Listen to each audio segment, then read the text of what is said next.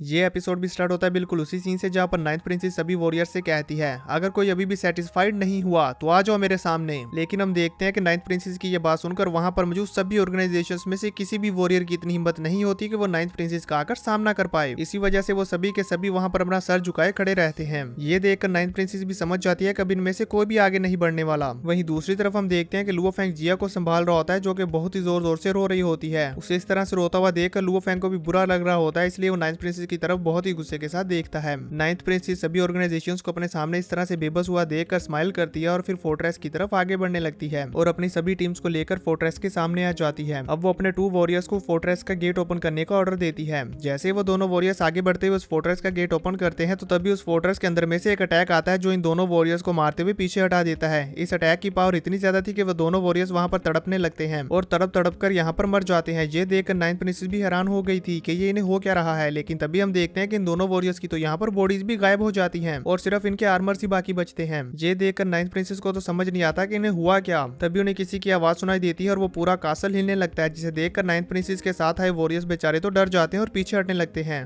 तो वो आवाज कहती है मेरी परमिशन के बिना फोर्ट्रेस के अंदर आने की किसकी हिम्मत हुई। सभी ऑर्गेनाइजेशंस के मेंबर्स भी डर जाते हैं और आसपास देखने लगते हैं कि आखिर ये क्या हो रहा है, अभी भी यहाँ पर कोई मौजूद है। तभी उस फोर्ट्रेस के ऊपर मौजूद पोर्टल में से बड़े बड़े हाथ बाहर निकलने लगते हैं। ये देखकर वहां पर मौजूद सभी के सभी लोग हैरान हो जाते हैं और अब हम देखते हैं कि उस फोर्ट्रेस के पोर्टल में से एक बड़ा सा आदमी बाहर निकलता है जो कि एक ओल्ड मैन होता है। उस ओल्ड मैन के वहां पर आने के बाद नाइन्थ प्रिंसेस फ्लाई करते हुए उसके सामने जाती है और उससे पूछती है तुम कौन हो। जिस पर वो ओल्ड मैन नाइन्थ प्रिंसेस और वहां पर मौजूद सभी ऑर्गेनाइजेशंस के मेंबर्स को देखते हुए कहता है इस बार के पार्टिसिपेंट्स तो काफी पुरजोश लग रहे हैं। नाइन्थ प्रिंसेस पहले तो थोड़ी सी हैरान होती है और फिर गौर के साथ उसे देखती है तो वो ओल्ड मैन उन्हें बताता है मैं मास्टर कबू का आर्टिफिशियल इंटेलिजेंस हूँ, तुम लोग मुझे मिस्टर वू बुला सकते हो। वो बाता भी अपने वर्चुअल वर्ल्ड में बैठकर ये देख रही होती है और इसे देखकर वो खुश होते हुए कहती है ओ तो तुम मेरी तरह के हो।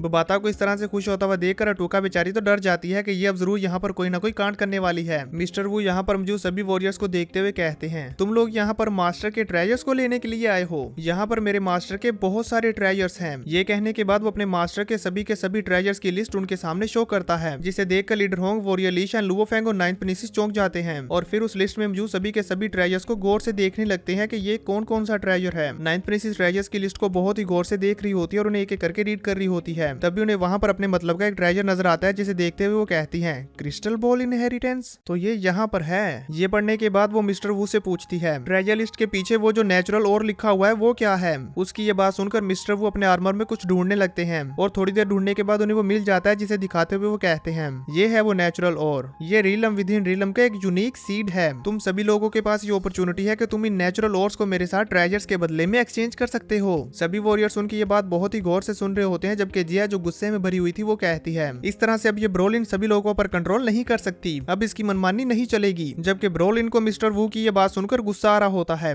मिस्टर वू अपनी बात को कंटिन्यू करते हुए कहते हैं इन नेचुरल ओर्स की एनर्जी काफी लो है, जिस वजह से तुम लोगों के लिए इसे ढूंढ पाना मुश्किल होगा, तो इसे आसान बनाने के लिए मैं तुम लोगों को डिस्ट्रीब्यूशन मैप प्रोवाइड करता हूँ। ये कहते हुए वो वहाँ पर बड़ा सा मैप शो करते हैं, जिनमें ये दिखाया जा रहा था कि ये और किन किन एरिया में मौजूद हैं। सभी ऑर्गेनाइजेशंस के लोग जल्दी से इस मैप को रिकॉर्ड कर लेते हैं और अपने पास नोट कर लेते हैं। मिस्टर वू कहते हैं कि ये और यहाँ पर 26 रीजन्स में बिखरे हुए हैं और ये सभी रीजन्स तुम लोगों को इस मैप पर नजर आ रहे हैं। मुझे इस बात से कोई फर्क नहीं पड़ता कि तुम लोग इन ओर्स को कैसे हासिल करोगे, अगर तुम लोग ट्रेजर्स को हासिल करना चाहते हो तो तुम्हें इन्हें हासिल करना होगा। नेचुरल ओर के बिना कोई भी ट्रेजर्स को हासिल नहीं कर सकता। इन नेचुरल ओर्स को हासिल करके यहाँ पर लाने का कोई भी रूल नहीं है, बस तुम लोगों को नेचुरल ओर हासिल करने हैं और यहाँ पर लेके आने हैं, फिर चाहे तुम लोग वो कैसे भी लेके आओ, इससे कोई फर्क नहीं पड़ता। मिस्टर वू की यह बात सुनकर सभी ऑर्गेनाइजेशंस वाले अपने वेपन्स को रेडी कर लेते हैं और फिर एक दूसरे की तरफ इवल की तरह देखने लगते हैं, यानी कि ये सभी लोग अब यहाँ पर ब्लडी वॉर करने वाले हैं। मिस्टर वू ये कहते हुए वहां से चले जाते हैं कि मैं तुम लोगों का फोर्ट्रेस में वेट करूंगा। जबकि लुओ फेंग उनकी ये बात सुनकर हैरान परेशान हो जाता है कि आखिर ये यहाँ पर क्या बोलकर जा रहा है। लीडर होंग मिस्टर वू की ये सारी बात सुनने के बाद लुओ फेंग से कहते हैं बिना रूल्स के नेचुरल ओर्स को ढूंढना और उन्हें इकट्ठा करना और फिर उन्हें यहाँ तक लेकर आना, इसका मतलब ये है कि ये यहाँ पर हमारी स्ट्रेंथ को चेक करना चाहता है। ये मिस्टर वू तो यहाँ पर केओस मचाने वाला है।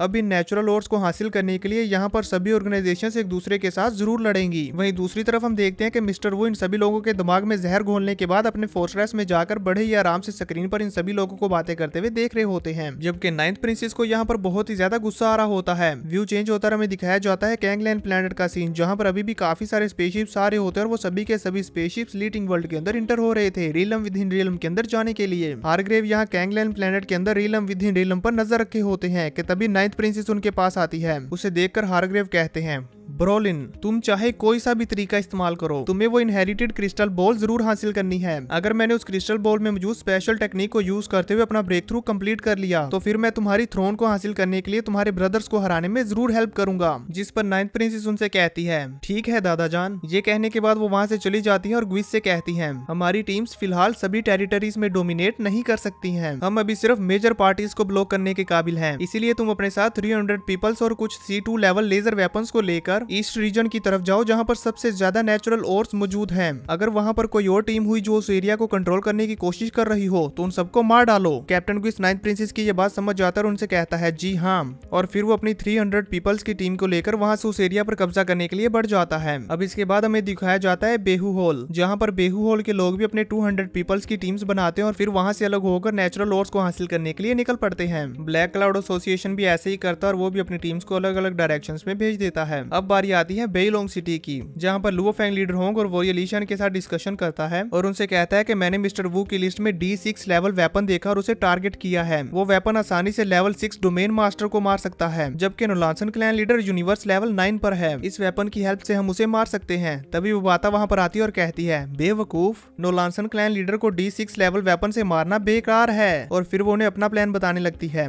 और बड़े ही आराम से कहती है, एक्चुअली यूनिवर्स क्रिस्टल्स को सर्च करते हुए मैंने एक बार 2 रीजन्स का पता लगाया जहां पर बहुत सारे नेचुरल ओर्स हैं। उस टाइम मैंने सोचा था कि ये बेकार है, सो इसी वजह से मैंने उसे इग्नोर कर दिया, लेकिन अब हम उन एरियाज का यूज कर सकते हैं। मुझे जरा पहले कैलकुलेट करने दो। और फिर वो कैलकुलेट करते हुए बताती है, इन दोनों रीजन्स में फ्रूट ऑफ लाइफ के बदले में एक्सचेंज करने के लिए इनफ नेचुरल ओर्स हैं और इस फ्रूट ऑफ लाइफ की एनर्जी बहुत ही ज्यादा प्योर है। तुम लोगों की बॉडीज इसे हैंडल नहीं कर सकती, लेकिन क्लाउड रबिंग ब्रांच इसे एब्जॉर्ब करने के बाद यूनिवर्स लेवल तक ब्रेक थ्रू कर सकती है। बबाता की ये बात सुनकर वो लीशन हैरान हो जाते हैं और कहते हैं, यूनिवर्स लेवल। बबाता और लुओ फेंग मिलकर उन्हें चुप करवा देते हैं। तो वोरियलीशन बड़े आराम से कहते हैं, यहाँ पर तो कोई भी उतना ज्यादा पावरफुल नहीं होगा। और बबाता स्माइल करते हुए कहती है, जब ऐसा होगा तब हम और भी ज्यादा नेचुरल ओर्स को हासिल कर सकेंगे, क्योंकि हमारे पास यूनिवर्स लेवल की क्लाउड रबिंग ब्रांच होगी और फिर हम उन नेचुरल ओर्स के बदले में जो भी ट्रेजर्स चाहे एक्सचेंज कर सकते हैं और उन ट्रेजर्स को बाहर जाकर बेचकर ऐसे वेपन्स हासिल करेंगे जो कि आसानी से नोलांसन क्लैन लीडर को मार सकते हैं। बबाता की ये बात सुनकर लीडर होंग कहते हैं, पहले इन्वेस्ट करो और फिर हाई रिटर्न्स हासिल करो। Good plan. बबाता अपनी तारीफ सुनकर काफी खुश हो रही होती है। अब बेइलोंग सिटी के वॉरियर्स भी टीम्स बना लेते हैं और फिर अलग अलग रीजन्स में जाने लगते हैं नेचुरल ओर्स को हासिल करने के लिए। जाते हुए रास्ते में बबाता लुओ फेंग से कहती है, चलो पहले न्यूट्रल टेरिटरी में इंटर होते हैं और फिर बेइलोंग सिटी को छोड़ देंगे और अकेले आगे बढ़ेंगे। अब इसके बाद हम देखते हैं सीनियर मिंग यू और जियान टियान चेन को, जो कि रीलम विद इन रीलम के ऊपर नजर रखे होते हैं। सीनियर मिंग यू ने बताते हैं कि सभी पार्टीज अलग अलग टेरिटरीज पर कब्जा करने के लिए निकल चुकी है। Kingdom team eastern core area को कंट्रोल कर रही है। बेइलोंग सिटी और बेहू हॉल नॉर्थ और वेस्ट को कंट्रोल कर रहे हैं, जिस पर जियान टियांग चन कहते हैं, अब हमारी टीम के इंटर होने का टाइम है। किंगडम टीम्स की मूवमेंट्स को मॉनिटर करते रहना। इनके ये कहते साथ साथ ही हम देखते हैं कि इनकी टीम्स के स्पेसशिप भी अब रीलम विद इन रीलम के अंदर इंटर हो चुके होते हैं। और अब इसके बाद हमें दिखाया जाता है मिस्टर वू को, जो कि अपने फोर्ट्रेस के अंदर बैठे हुए पूरे रियलम के ऊपर नजर रख रहे होते हैं और कहते हैं, सभी 2 मिलियन वॉरियर्स अब इंटर हो चुके हैं और अब ये सभी नेचुरल ओर के लिए एक दूसरे को किल करना स्टार्ट करेंगे। मजा आने वाला है। वैसे भी यहाँ पर लोगों का इतना ज्यादा क्राउड लगे हुए 10 मिलियन ईयर्स हो चुके हैं। अब वो वहाँ पर अपनी कुछ कॉपीज बना लेते हैं और सभी लोगों को देखने लगते हैं, जहाँ पर वो स्पेशली लुओ फेंग को बड़े ही गौर से देख रहे होते हैं और फिर उसे देखने के बाद एक इवल स्माइल करते हैं। तो देखेंगे नेक्स्ट एपिसोड में कि इनकी स्माइल का क्या मतलब था।